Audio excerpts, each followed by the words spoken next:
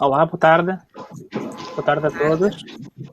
Boa tarde. Só colocar-me Boa aqui tarde. mais centrado. Viva, olá, Mário. Boa tarde. Sejam bem-vindos. Estou aqui a tentar localizar-me. Boa tarde. Boa tarde. Sejam bem-vindos ao B2Run, à sala virtual onde vamos tratar do tema superação. Vamos falar de algumas políticas e práticas de gestão de pessoas, fazendo aqui analogias à questão do desporto e todos os comportamentos de superação que o desporto traz e que nós observamos diariamente na televisão. Tentar trazer bons exemplos e perceber também de que forma os participantes aqui convidados na nossa sala, o Mário Vinhas, diretor executivo da MDS Portugal, e a Ana Herrero, diretora de Recursos Humanos da Leroy Merlin. Eu sou o Edgar, faço parte da equipa do Great Place to Work Portugal. Nossa missão neste mundo é melhorar a sociedade através da melhoria dos ambientes de trabalho, e trouxemos aqui duas empresas que são certificadas Great Place to Work, são duas empresas Great Place to Work, e para se conseguir chegar a um patamar desse nível é porque efetivamente tem uma preocupação muito forte relativamente às pessoas e à forma humana de lidar com as pessoas, porque efetivamente empresas para conseguirem atingir bons resultados de negócio têm que ser alicerçadas em valores, e os valores, quando pensamos neles, falamos de coisas de fundo, pilares fulcrais, não é? Mas pronto, vamos passo a passo. Eu queria introduzir primeiro a Ana Herrero por uma questão de educação, primeiro as senhoras. Ana, por favor, fala um bocadinho de ti e da tua empresa. Bom, então, para não ocupar muito espaço, Ana Herrero, sou licenciada em Psicologia e há mais de 20 anos que tenho vindo a trabalhar sempre na área dos recursos humanos para e com as pessoas, portanto já em diversas empresas, desde a área de grande consumo, a consultoria e mais recentemente ao retalho. Passei por empresas como o Carrefour, a FNAC, o Small, entre outras, e agora mais recentemente, há cerca de 7 anos, a Leroy Merlin, uma empresa de retalho, especialista na área da construção, bricolagem e decoração, e que veio a juntar-se e fazer uma fusão agora recente com a Insignia aqui. Ok, boa. Mário, força, bem-vindo. Muito bem, muito obrigado pelo convite. Eu chamo Mário Vinhas, minha formação de base é gestão de empresas. Comecei a minha atividade profissional na área da distribuição, no continente, e depois fiz uma coisa que é estranha, que é da distribuição, da grande distribuição, passar para os seguros, num desafio, um projeto inovador. Estive durante um pouco mais de 20 anos em seguradoras, primeiro num projeto espanhol e depois no Grupo General, onde tive 16 anos, e há 7 anos que estou na MDS e fazendo parte da equipe de gestão. Tenho feito um percurso na atividade seguradora, muito sempre ligado ao negócio, e estou na MDS mais envolvido. Somos distribuidores, mas mais envolvido na gestão. Ok. Obrigado, Mário. Só como um alerta às pessoas que estão nos a assistir, podem colocar perguntas. Eu vou tentar aqui saltar das perguntas para os temas que vamos conversar e partilhar. Queremos que seja completamente informal, não é? Estamos à vontade para trocar ideias e que seja um bom momento para todos nós, não só a conversarmos, mas também quem está a assistir. Bom, então, iniciava, uma vez que vocês já têm esse longo tempo de experiência a lidar com pessoas e com as empresas, as suas necessidades, e vivendo um momento como vivemos, cada vez mais exigente, não é? Cada vez mais difícil em termos de objetivos, de fluidez nas necessidades, digamos assim. As coisas estão muito efêmeras, passam muito rápido e de repente já estamos virados para outra direção, não é? As dinâmicas são muito fortes. E fazendo aqui uma alusão à questão do desporto, quando pensamos no desporto e uma pessoa quando escolhe uma modalidade é porque tem ali alguma coisa que a atrai para aquilo ou desperta alguma paixão ou algum prazer naquilo que faz. Penso que na questão das organizações não será assim tão simples, não é? Porque tirando a situação em que a pessoa tira um curso superior e depois tenta se dedicar numa área profissional ligada a esse curso, a grande generalidade das pessoas acaba por procurar um emprego pela necessidade de sobrevivência. E então o que eu quero dizer é que no momento em que vivemos, onde precisamos de pessoas que tenham a paixão por aquilo que fazem, que dediquem um prazer naquilo que fazem, de maneira a ter bons resultados. Como é que vocês, na atração e na seleção de pessoas, conseguem identificar pessoas que estejam alinhadas com aquilo que é cada uma das vossas organizações como cultura, como valores, para que se possa tirar o maior proveito possível das competências ou das capacidades dessas pessoas? Pode ser a Ana primeiro, por favor. Sim, de facto, nós mantemos um foco importante naquilo que são as competências mais hard, digamos assim, de conhecimento, seja em áreas muito específicas, mais corporativas, supply chain, digital, etc., seja ao nível das lojas no conhecimento daquilo que é o produto. Somos uma empresa que aconselha o nosso cliente e, portanto, o conhecimento do produto para nós é bastante relevante, mas acreditamos que o mais importante para nós são a questão do fit cultural e dos valores, porque tudo o resto, nós temos planos de formação bastante completos e, portanto, investimos bastante ao nível da formação e há muita coisa que se ensina. Agora, a gostar do cliente e a gostar de pessoas, que é o nosso ADN, já é mais difícil de ensinar. E, portanto, procuramos muito conciliar sempre as duas vertentes, sempre que fazemos um processo seletivo. Ok. Mário? Bom, a atividade seguradora, seja na distribuição, seja do lado segurador, é comumente designada como uma atividade que não é sexy, não é? Tem sido visto ao longo dos anos como um tema sempre difícil por causa da terminologia, da linguagem, uma série de questões e de palavras como prémios e sinistros, etc. A verdade é que, e muitas vezes a brincadeira dizíamos, ninguém foi para os seguros porque quis, foi tudo por acaso, porque aconteceu. A verdade é que as coisas estão a mudar e nós temos desempenhado um papel importante, aliás, como líderes de mercado. Nós temos desenhado um papel importante porque temos tomado medidas precisamente nessa componente que é difícil, apesar do mercado estar a mudar, os seguros também estão mais tecnológicos, estão mais atrativos também por essa via, mas nós temos tomado um conjunto de medidas no sentido de atrair mais jovens, mais gente para a nossa atividade. E é um trabalho difícil. Nós desenhamos um processo com 5 passos, que começa precisamente na atração, primeiro. O que é que nós fazemos? É importantíssimo, como a Ana dizia, definir aquilo que são as nossas matrizes de competências que nós necessitamos e os perfis, perceber como é que podem entrar na nossa cultura. Nós temos valores também que divulgamos e promovemos desde logo no início e naquilo que é a nossa promoção e divulgação daquilo que é a nossa empresa no mercado, mas na componente da atração nós temos ainda esse trabalho de explicar o que é um corretor de seguros, o que é que são seguros, temos ali partir muita pedra e como é que temos feito? Temos trabalhado muito com algumas universidades.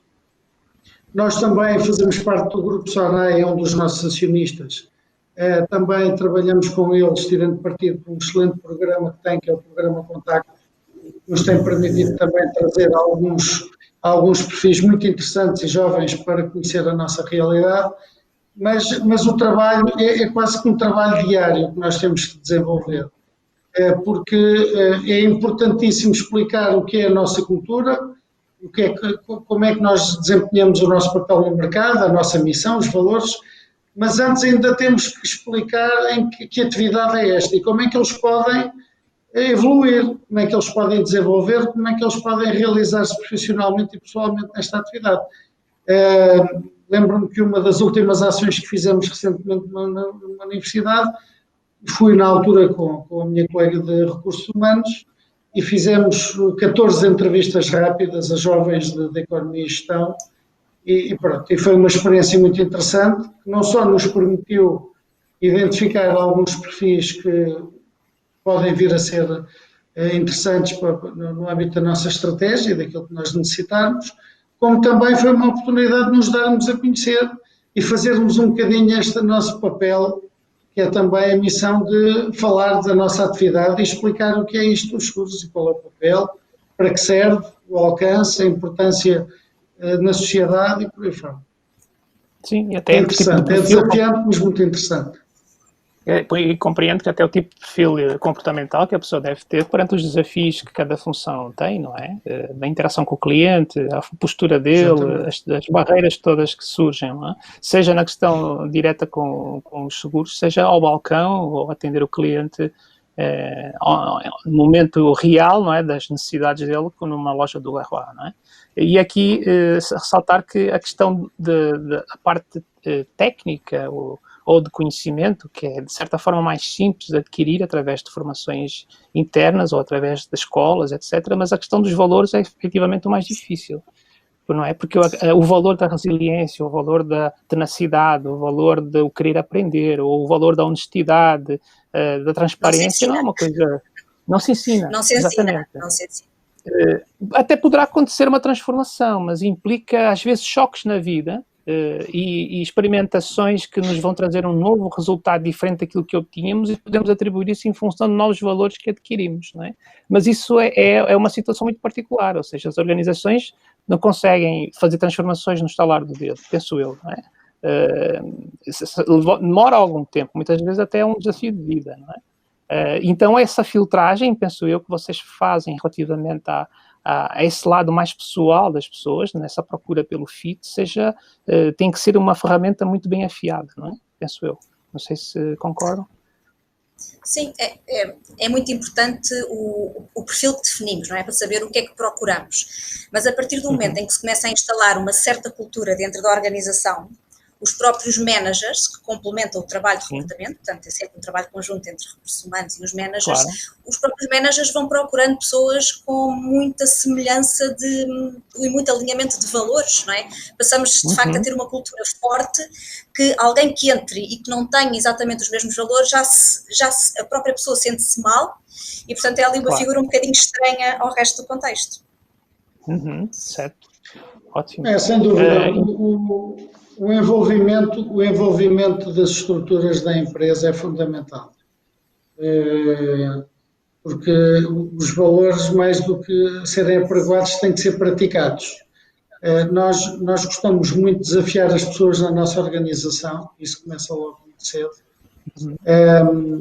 e todas as oportunidades que tivermos para mostrar a nossa cultura e como é que nós interagimos, nós como distribuidores estamos no meio entre as seguradoras e os clientes e por isso toda a componente de relação com o mercado, quer a montante, quer a jusante, é difícil e tem que ser muito bem trabalhada, porque como empresa de serviços, como a Ana estava a dizer, a comunicação, a forma como as pessoas se apresentam, a forma de estar, a atitude, são coisas muito importantes e por isso é fundamental nós, desde logo, explicarmos que o coletivo, apelando aqui agora um bocadinho àquilo que é o desporto, apesar de haver desportos individuais, aliás, eu aproveito para dizer, aceitei logo o convite, porque não só sou atleta, amador, não é? Como até liderei uma equipe da MDS numa Biturana há 4 anos.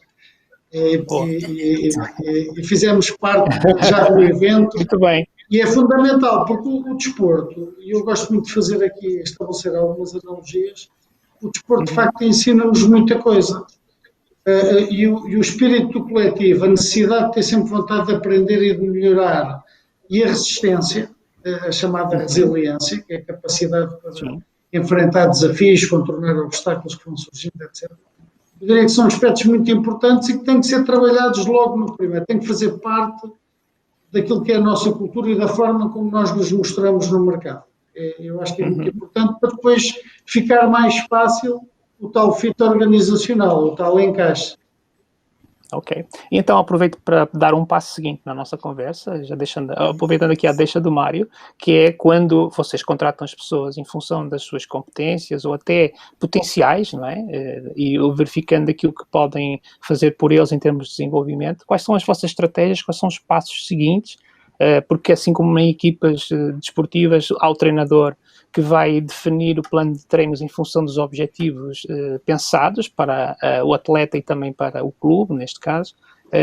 Como é que vocês também desenham essa evolução toda em termos de treinos para prepará-los e também o lado comportamental, não é? Porque há pessoas que podem ter esse potencial, mas às vezes precisam da tal prática para comunicar de uma forma melhor, mais assertiva, mais benéfica para ambas as partes.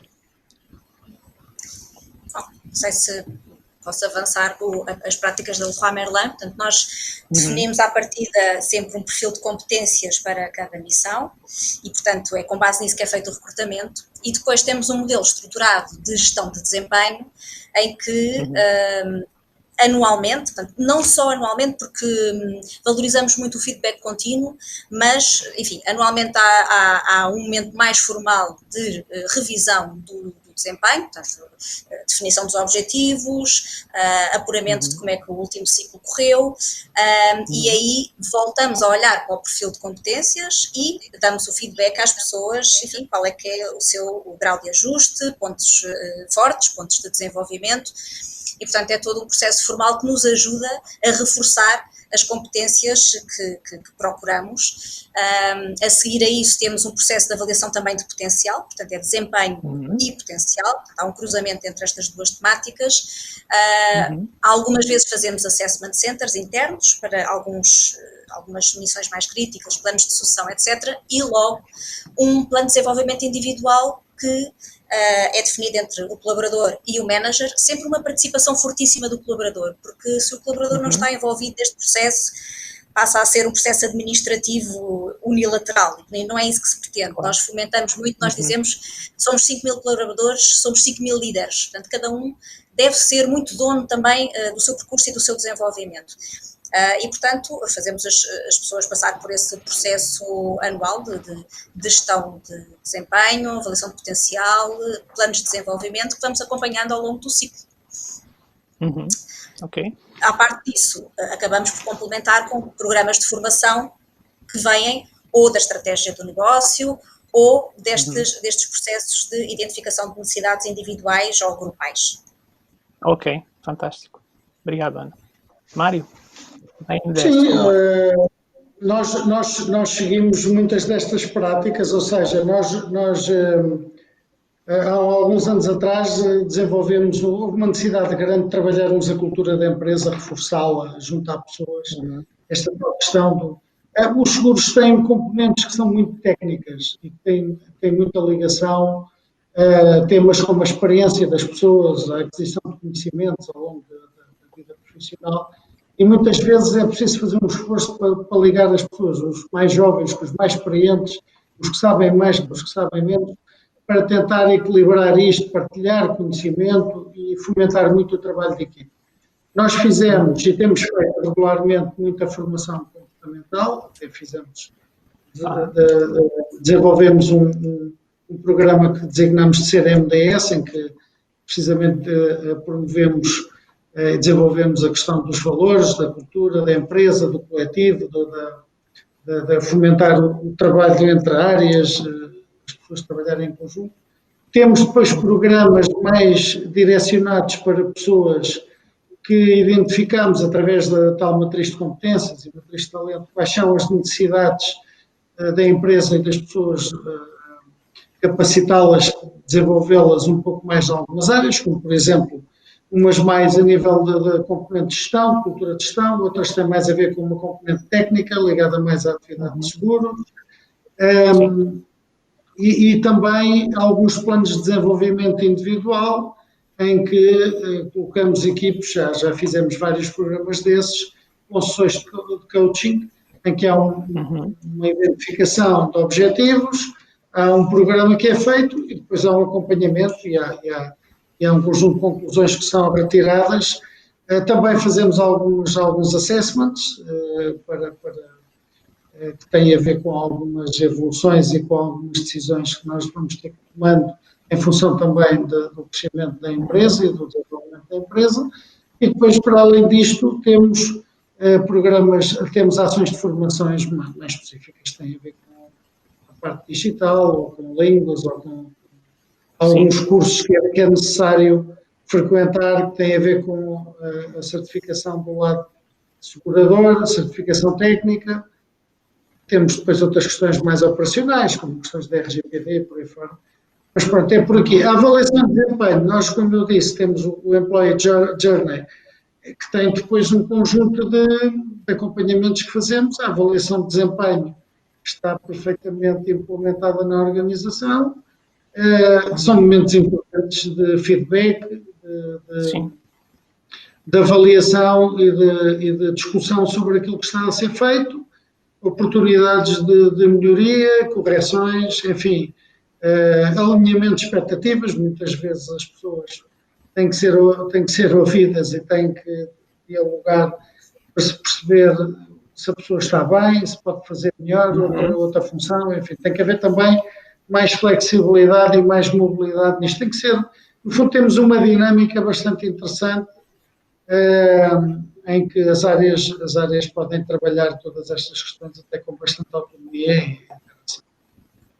Ok. Edgar, gostava só de reforçar, sim, Ana, claro. Peço licença, o tema do feedback contínuo, porque de facto é uma forma cada vez mais útil e ágil de alinharmos as pessoas, não é? Se calhar no passado estávamos um bocadinho mais à espera destes momentos mais formais e continuamos bastante dependentes deles, até porque eles são importantes, mas o tema do feedback contínuo, nós inclusivamente, dotámos cada um dos colaboradores, os 5.000 colaboradores têm um telemóvel e não só para fazer serviço ao cliente, portanto tem várias funcionalidades ligadas ao serviço cliente, mas também fazemos correr uma aplicação para recursos humanos que tem não só o sistema de avaliação de desempenho, mas esta possibilidade de dar feedback contínuos uns aos outros no momento. E, portanto, isto sempre que alguém se destaca pela positiva, ele está desenhado para ser pela positiva, e não pela negativa, sempre que algum colega, inclusivamente, se destaca em algum comportamento, é quase como se alguém fizesse uma jogada espetacular no campo, há outro colega que diz, olha, parabéns, foste espetacular, tens uma estrela em empatia, ou orientação para resultados, qualquer coisa do género. É uma forma bastante importante de reforçar aquilo que pretendemos. É uma espécie de gamificação, uma estratégia de gamificação. Sim, o facto de ter a estrela, Claro. Sim. É uma forma de destaque de um bom comportamento, um comportamento no sentido positivo de relação, de criar bons resultados, não é?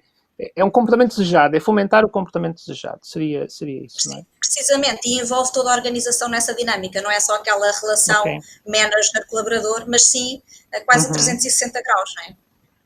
Claro. Isso é interessante a chegar aqui a uma situação que é a necessidade de feedback constante, porque as pessoas gostam de perceber o impacto do seu trabalho, não é?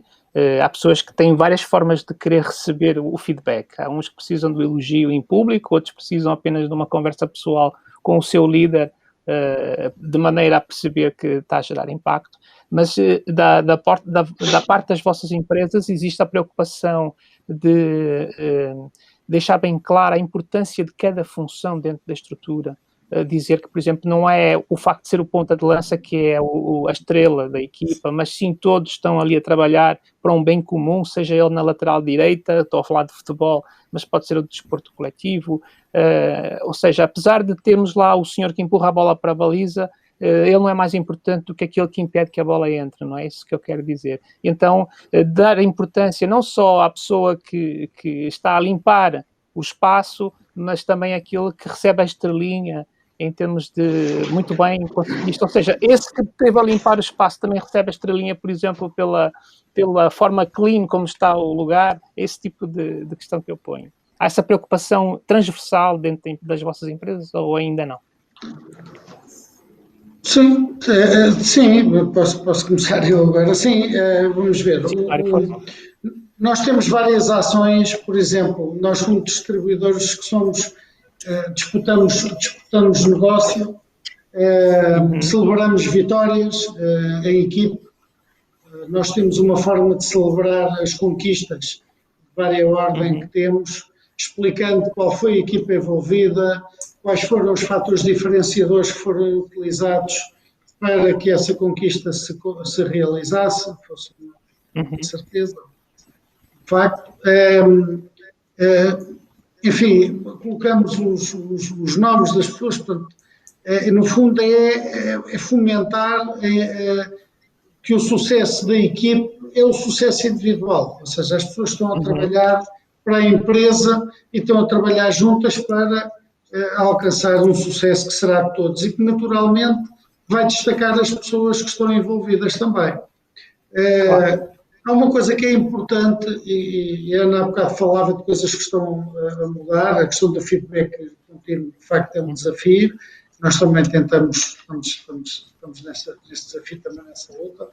Mas há outra questão que é importante, que é colocar a tónica no processo, como é que as coisas são feitas e não tanto só no resultado. Que era muito comum também vermos, a pessoa tinha sucesso, ok, celebrava-se o sucesso, como é que se chegou lá, talvez não fosse mais importante. Havia a folha de Excel, o objetivo era atingido, etc. Para isso não ajuda a promover a tal cultura de grupo e sobretudo, dar sustentabilidade a estas coisas. E para nós é importante, nós somos uma empresa que promove muito a criatividade, a curiosidade, a experimentação. Nós temos uma diversidade de áreas de negócio muito grande, nós somos muito mais que um broker. O broker é associado a empresas, nós temos clientes individuais, nós temos uma rede de agentes, vendemos seguros em concessionários de automóvel diretamente, em muitos canais, trabalhamos todos os segmentos e está sempre a acontecer qualquer coisa aqui na empresa e nós fomentamos muito essa dinâmica. E por isso tudo começa na ideia e no processo. Claro que o objetivo é sermos rentáveis, é conseguirmos crescer. Mas para chegar lá é preciso trabalhar, envolver, ouvir as pessoas e permitirmos que as pessoas atuem até com bastante responsabilidade e autonomia. E isso implica correr alguns riscos controlados, como é óbvio. Mas isto ajuda muito a fortalecer o tal sentimento do coletivo, a importância da equipe.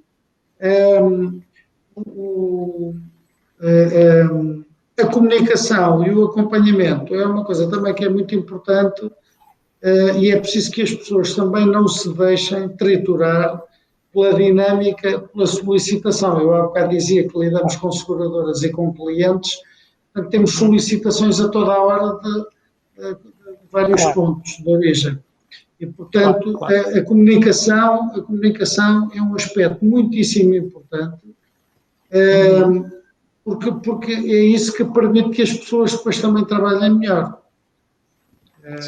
Que haja um alinhamento maior. Claro. E consegue-se prever fluxos de sucesso, não é? Porque quando há um foco maior no individualismo, coisa que todos nós vemos que o individualismo por si só não faz conquistas de grupo, não é?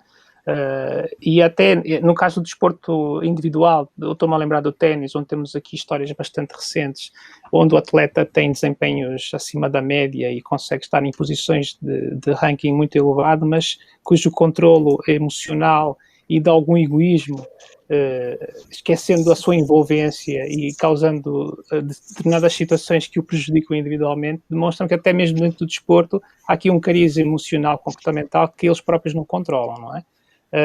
E então a pergunta que eu faço é, dentro das vossas equipas, apesar de terem uma cultura muito focada no coletivo, e acredito que vocês, e já têm demonstrado isso, sublinham muito esta preocupação, como fazer com que uma pessoa que se destaque demais, um talento que está a demonstrar muitos bons resultados, não suba o ego em demasia e não comece a comportar-se de uma forma menos positiva para o coletivo.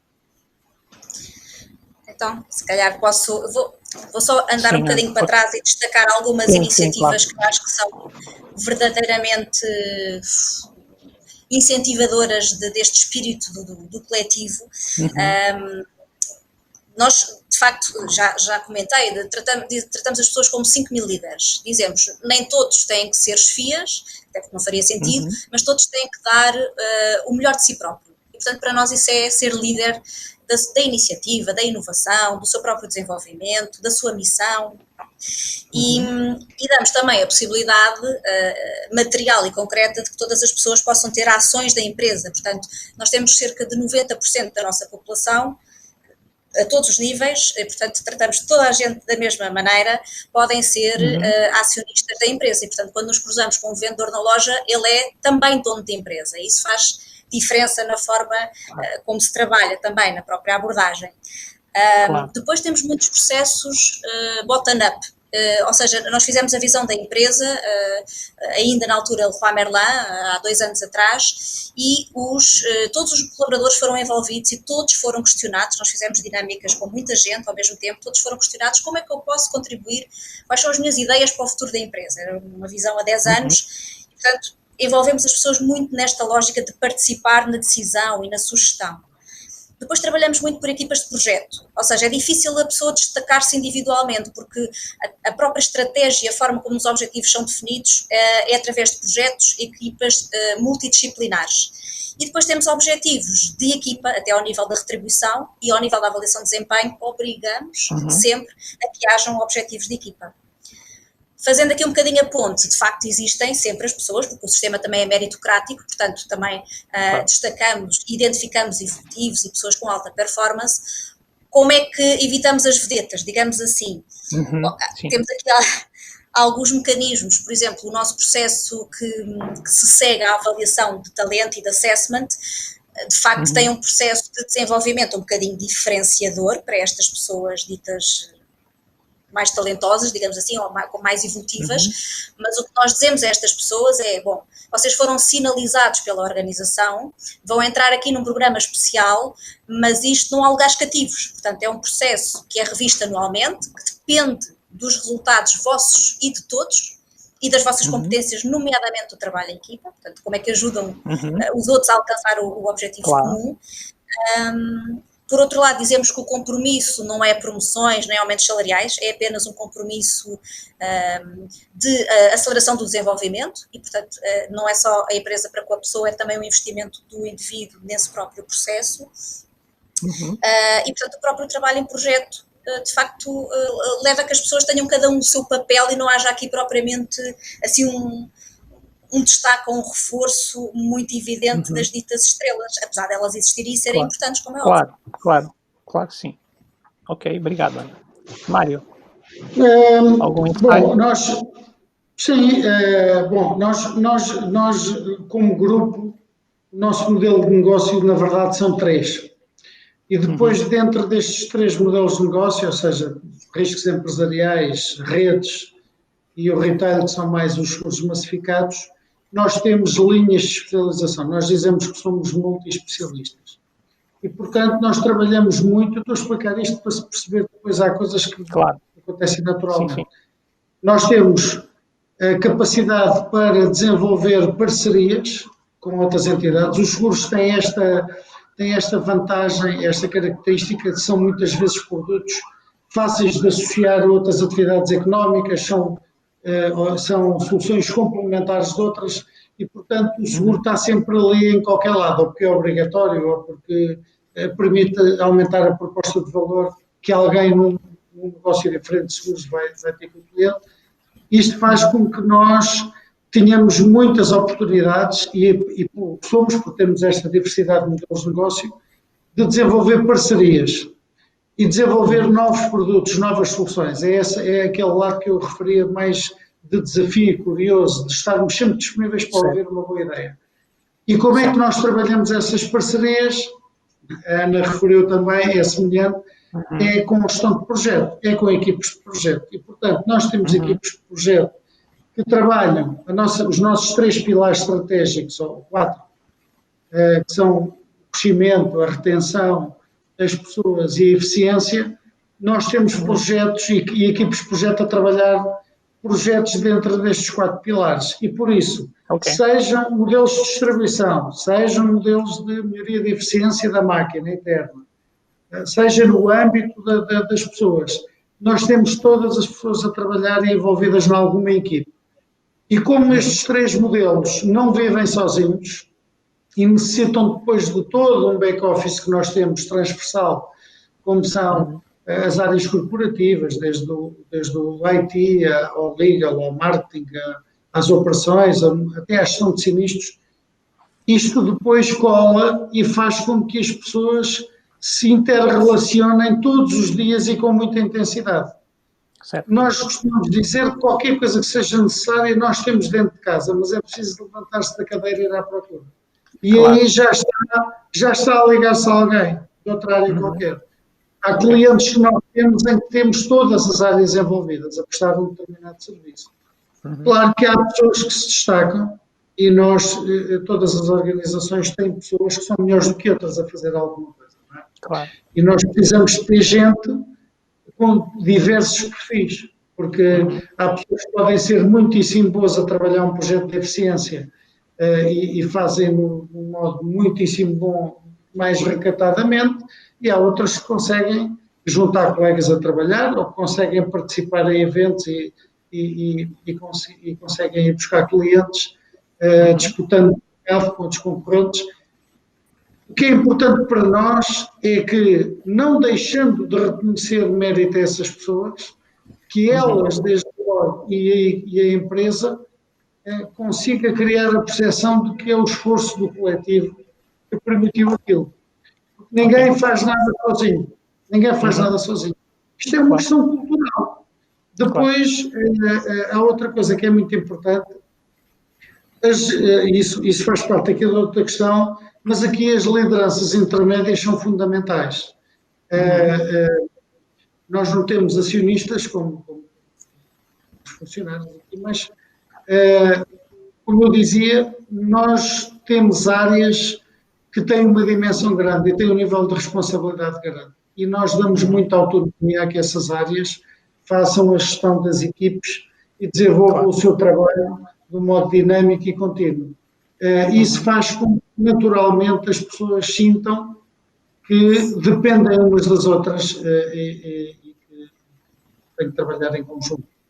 Claro. E, obviamente, depois é tudo acompanhado nos tais feedbacks e nas tais avaliações que nós vamos fazer em conversas intercalares que são importantes. Mas aqui as lideranças intermédias são fundamentais para dar sustentabilidade a isto e porque são eles que estão próximos das pessoas. Nós temos cerca de 10 minutos ainda de conversa, que está a ser, pelo menos do meu ponto de vista, muito agradável e rica. E eu aproveitava este momento para tentar explorar um bocadinho o outro lado da moeda. E talvez fazer aqui algumas pequenas provocações em termos intelectuais de pensamento, não é? Que tem a ver com o seguinte, tem a ver com o facto de nem sempre conseguirmos atingir todos os objetivos, nem sempre conseguimos ganhar todos os jogos. A derrota e a falha é algo que faz parte do processo da vida humana, não é? Falhamos muito mais, erramos muito mais do que acertamos. Tanto é que para haver um acerto tem que haver uma falha no caminho da aprendizagem, não é? E a pergunta que eu faço é como vocês gerem a frustração e a dor das vossas equipas quando esses objetivos não são atingidos, ou quando surgem desafios de negócio, de mercado, como acontece agora com a história da pandemia, que nos obriga a ter que estar em teletrabalho, e outros não podem estar em teletrabalho, têm que estar mais em trabalho presencial, e como gerir estas diferenciações todas, esses filtros de percepção de cada uma dessas pessoas relativamente às situações mais vulneráveis que vão acontecendo, não é? Como trabalhar não só aquilo que é o negócio, que por si só é levar o barco numa determinada direção, às vezes contra o vento, mas também fazer com que, e aqui faço uma analogia um bocado diferente do desporto, talvez possa ser o desporto náutico, mas imaginar os marujos nesse barco a não desmotivarem e a manterem aqui a saúde mental para acreditar que as coisas podem ser superadas, que para além da tempestade existe a bonança, não é? Vocês têm estruturas internas para estarem atentos a estes momentos onde há fragilidade emocional, onde há às vezes possibilidade de até um talento começar a perder a sua força em termos de resultados, porque há fenómenos a decorrerem por detrás e que podem estar a afetar isso tudo? Eu sei que é uma pergunta complexa, mas no fundo é estar a pensar no outro lado da moeda, que não seja tanto o sucesso, temos de estar todos bem, porque isso muitas vezes é uma utopia, apesar das redes sociais quererem vender muito isso, e o mito do empreendedorismo também, nós conseguimos, yes we can, mas existe do outro lado da moeda, que é a frustração e a dor, e como ajudar as pessoas a encararem isso de uma forma natural, uma vez que a falha faz parte da vida. Não sei quem quer começar. É uma pergunta que engloba muitas perguntas. Sim, são muitas questões. É verdade. Bom, se calhar vou interessar uma ou duas e depois passo a palavra ao Mário. Claro.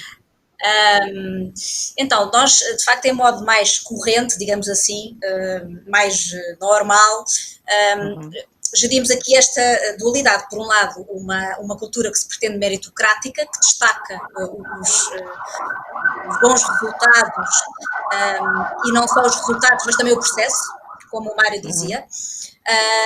Por outro lado, também uma cultura tem muito a ver com a empresa e com o grupo ao qual pertencemos, o Grupo ADEU, muito orientado ao empreendedorismo interno, à inovação e à iniciativa. Portanto, nós dizemos, de facto, 5.000 líderes, portanto, avança e experimenta.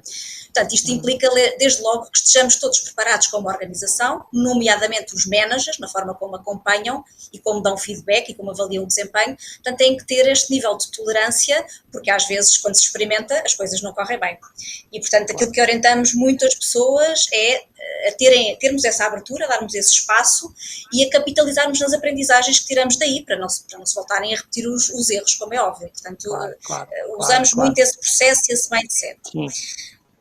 Depois, se calhar vou-me focar um bocadinho então agora nestes últimos tempos que de facto foram atípicos e o Edgar falava dos talentos, o nosso próprio conceito de talento foi desafiado, não é? Porque houve talentos que em modo normal são talentos e vão certamente continuar a ser, mas em modo de gestão de crise tiveram algumas dificuldades. E também tivemos o contrário, pessoas que não estavam identificadas como talentos e que esta situação fez apelo a outro tipo de competências e estas pessoas destacaram-se bastante. Portanto, aqui desafiámos, inclusivamente, os nossos managers a ter um novo olhar sobre o talento. E, portanto, o que é que fizemos? Apoiámos muito os managers em termos formativos. Portanto, o manager teve desde logo que dar resposta imediata, porque nós tínhamos que responder à vicissitude da queda do negócio, da insegurança das pessoas, da instabilidade emocional. Portanto, incentivámos muito o manager a tratar primeiro de si, para estar bem, e, portanto, fizemos muito coaching individual, disponibilizámos ações de coaching individual para managers, fizemos muitos guiões para apoiar e suportar o manager em como gerir equipas à distância, inteligência emocional, gestão do stress, por exemplo. E, portanto, havia um modelo estruturado de gestão da mudança, e disponibilizámos em paralelo um órgão consultivo de apoio psicológico. Portanto, tínhamos enfermeiros para a questão mais da saúde e de suporte a algum sintoma mais preocupante, e também uma linha de apoio psicológico que todos os colaboradores podiam utilizar e tinham à sua disposição, que também foi bastante interessante e útil para fazer esta travessia. Muito bom, obrigado, Ana. Mário? Bem, qualquer processo de aprendizagem tem falha, tentativa e erro e pronto. Todos nós gostamos de gerir dando oportunidade, com riscos controlados, obviamente, mas o risco existe sempre. A questão da frustração e da dor e do que acontece quando a pessoa erra, um problema desses, quando se trabalha com um modelo muito colaborativo, como eu já referi, porque inclusivamente as organizações estão todas a caminhar nesse sentido. Nós estamos a sair cada vez mais de modelos que eram muito hierarquizados, depois matriciais, e cada vez mais se percebe que tem que ser modelos colaborativos, em que depois as ferramentas também ajudam, a forma como é mais fácil comunicar, juntar pessoas, etc. Portanto, uma cultura muito colaborativa, como é o nosso caso, de muito trabalho de equipe, de muita interajuda, ajuda desde logo muito a ultrapassar esses momentos. E depois, claro que, mais uma vez, como eu referi há pouco, as lideranças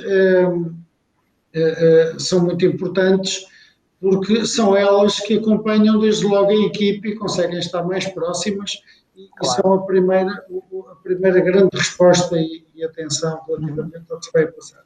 Portanto, nós, como eu disse, a nossa cultura é muito de inovação, criatividade, muito disponíveis para fazer novos projetos e, portanto, para nós isso é cultural já, é normal, nós somos isso, é a nossa realidade. Com esta pandemia, esta situação que estamos a viver hoje, também veio obrigar a que as organizações passassem a estar mais unidas, porque é sempre assim. Quando há um desafio, sobretudo se for externo, que vai ameaçar, e este ameaçou as pessoas em todo o mundo, foi absolutamente transversal, nunca houve nada assim. A primeira vez que houve uma ameaça mundial e sobre as pessoas, independentemente do tudo, mas há diferenças, mas isto levou a que as organizações tivessem que responder. Ou seja, hoje é muito comum ouvirmos gente a comentar como é que a sua empresa os tratou neste momento. E, portanto, nós nós tomámos uma série de medidas muito importantes que, desde logo, juntaram as pessoas. Nós constituímos um gabinete de crise, depois alargámos esse gabinete de crise, depois não foi só colocar as pessoas em casa, tivemos que manter serviços mínimos, que fomos uma entidade que é essencial, de acordo com aquilo que foi decidido. Como é que mantemos a comunicação com os clientes, etc. Se nós não cuidássemos de estarmos juntos e de perceber como é que as nossas pessoas estavam, ia ser muitíssimo difícil. E, portanto, nós criámos meios de comunicação, meios de proximidade e tomámos medidas para que as pessoas se sentissem protegidas, se sentissem que tinham condições para desenvolver a sua atividade profissional, normalmente, sem problemas, e que estavam apoiadas e que tinham alguém. Há erros que se cometem, há situações difíceis de ultrapassar, mas há aqui muito apoio, há aqui uma proximidade muito grande, que vamos mantendo sempre. Claro. Mantendo sempre. Claro que tivemos que fazer o quê? Recorremos hoje a ferramentas diferentes daquelas que tínhamos, que utilizávamos menos, porventura, não é? E as pessoas têm que fazer um coaching, fazer um acompanhamento, disponibilizarem a sua ajuda junto da sua equipe de um modo diferente, para a forma de planificar a atividade teve que mudar.